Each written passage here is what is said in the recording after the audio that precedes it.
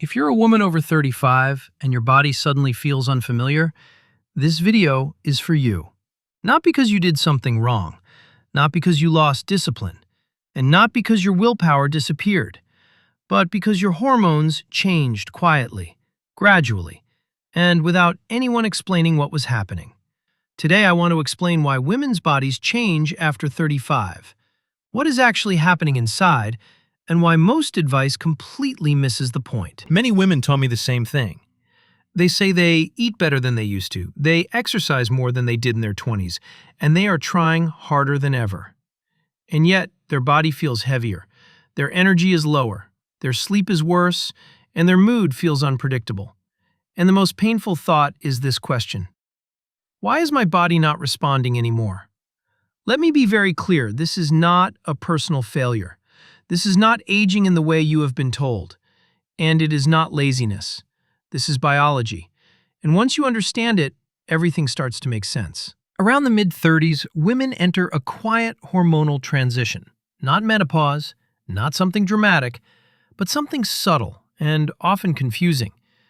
This phase is commonly called early perimenopause, even though many women still have regular cycles and normal blood tests. What actually changes first is hormonal stability. Hormones stop being predictable. They fluctuate more. They react more strongly to stress, to poor sleep, to undereating, and to overexercising. The body becomes more sensitive. And sensitivity is not weakness. In medicine, it simply means the system needs more support. In your 20s, your body could tolerate a lot. Late nights, hard workouts, skipping meals, chronic stress. Your hormones could buffer those things. After 35, that buffering capacity shrinks. Not because your body is broken, but because hormone production is no longer smooth and steady. Progesterone often begins to decline first. Estrogen becomes more erratic.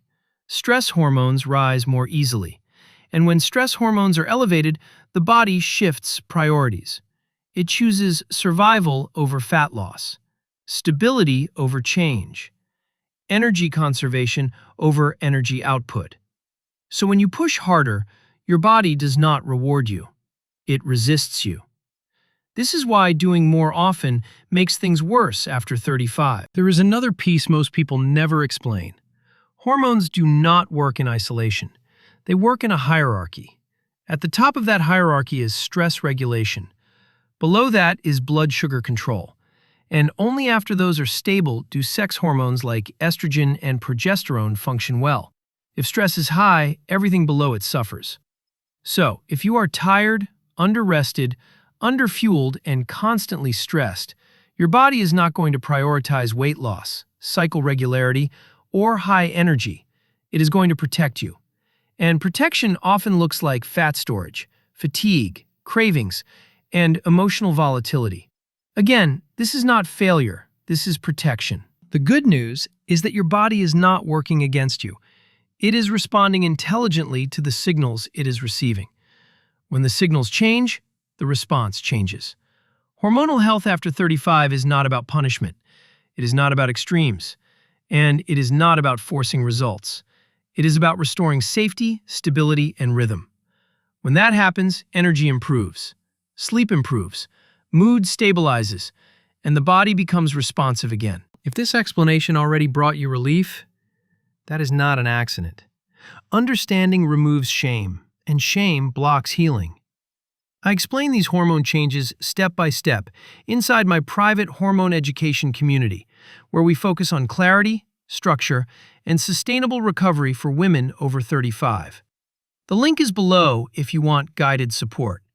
And in the next video, I will explain why diet and exercise stop working after 35, even when you are doing everything right. Take care of yourself. Your body is listening.